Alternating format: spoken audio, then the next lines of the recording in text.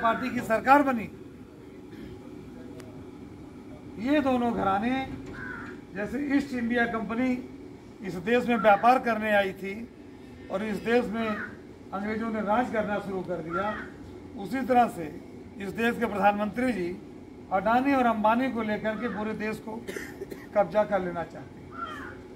अब सोचिए, एक कानून बना है जिसमें यह है कि सरकार एमएसपी मतलब सरकार जो उपज का अनाज का दाम घोषित करती है वो अब नहीं घोषित करेगी। हम आपसे पूछना चाहते हैं, जब सीमेंट बनाने वाला अपने सीमेंट का दाम तय करता है, लोहा बनाने वाला अपने लोहा का दाम तय करता है, दवा बनाने वाला अपने दवा का दाम तय करता है, कपड़ा बनाने वाला अपने कपड़े का दाम तय करता है, तो इस देश में अनाज पैदा करने वाले को अनाज का दाम तय करने का अधिकार होना चाहिए कि नहीं होना? बिल्कुल। यही तो हम लोगों की मांग है, यही तो किसानों की मांग है। और भारतीय जनता पार्टी ने क्या किया?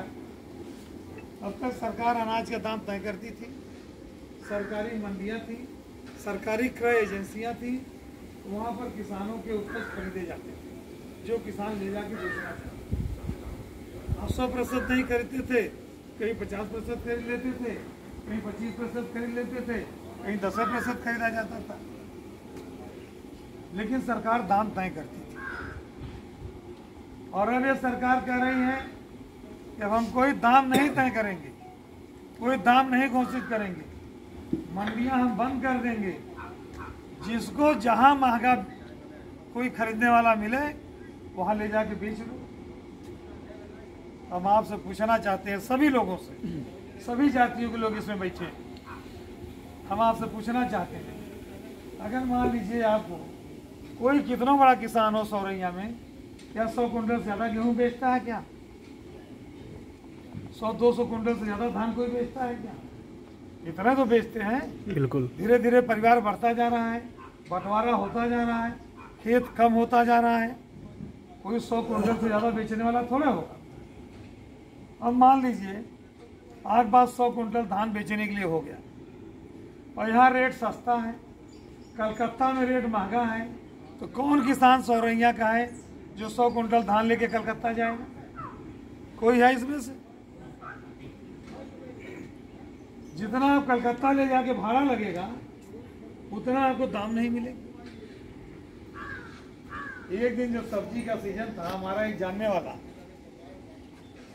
इलाहाबाद से हमको सोना मंडी से फोन किया, कहा साहब हम नेनुआ था, उसमें नेनुआ का सीजन था, कहा हम अपना नेनुआ लगा के पिकअप पर आए और जितना हमारा भाड़ा था उतने हमारा बिका 1 रुपया किलो, हम अब लाइबा नहीं करेंगे 2 रुपया।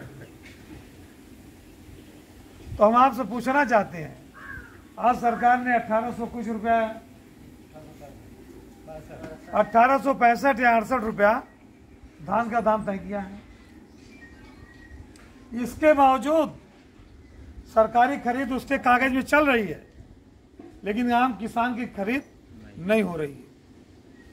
और 1900 रुपये में, अभी मैं उसरबस्ती गांव में गया था, वहां पर भी वो वंशराज कांगो साहब के जो वंशराज अध्यक्ष जी थे उनके घर पे बैठा था, उनकी मौत हो गई, उनके घर में गया था।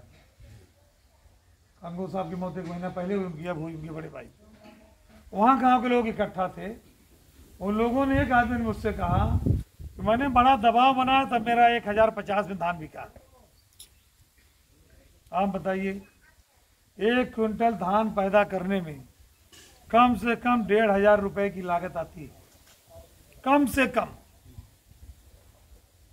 और अगर 1000 में आपका बनिया खरीद रहा है, जबकि सरकार ने 1865 रुपया घोषित कर रखा है, और कहने को सरकारी खरीद कहने को हो रही है, कहने को, इसके बाद भी अगर 1900 में आपका धान खरीदा जा रहा है, तो जब सरकार सरकारी रेट घोषित करना बंद कर देगी, सरकारी खरीद बंद कर देगी, तो किसानों बताओ आपकी क्या हालत होगी? आप सोचो आपकी क्या हालत होगी। यूरिया के समय आपने देखा होगा, यूरिया मिल नहीं रही थी, ब्लैक में खरीदना पड़ा, डाई मिल नहीं रही थी, बिजली का दाम जब से भारतीय जनता पार्टी की सरकार आई है 300% बिजली का दाम बढ़ गया है, 3 गुना दाम बढ़ गया बिजली का। जो आदमी 100 रुपए में एक महीने अपना एक बल्ब जला लेता था, उसको भी 1000 रुपया देना पड़ रहा है। किसानों को राहत देने के लिए उनके सिंचाई के बिजली के बिल को कम करना चाहिए। सरकार ने 3 गुना बढ़ा दिया। वहाँ मीटर लगा दिया, जो आप 3 हाउस पावर का कुछ 300 कुछ रुपए था महीने का। अब आप देख लीजिए वहाँ कितना आ रहा है। 350 रुपए के जो सिलेंडर आप गैस का खरीदते थे, 1000 से ज़्यादा का आप खरीद रहे हैं। पेट्रोल और डीजल 80, 85, 91, 92 पहुँच गया है। 50 किलो की यूरिया 45 किलो कर दी गई और दाम बढ़ा दिया गया। चलिए, ये जो बढ़ा रहे हैं, हम कहते हैं उससे रेशियो हमारे आप उपज का दाम बढ़ा दें। जब आपके यहाँ मक्का पैदा होगा तो 10 रुपए में खरीदेंगे, और जब उसी मक्के का आटा आप खरीदने अडानी के यहाँ जाएंगे तो 50 रुपया किलो आटा आपको खरीदना है। आज की ये रेट है। तो बताइए, इस देश में हमारी आपकी क्या हालत है? हमारी आपकी इस देश में क्या हालत है? इसलिए ये जब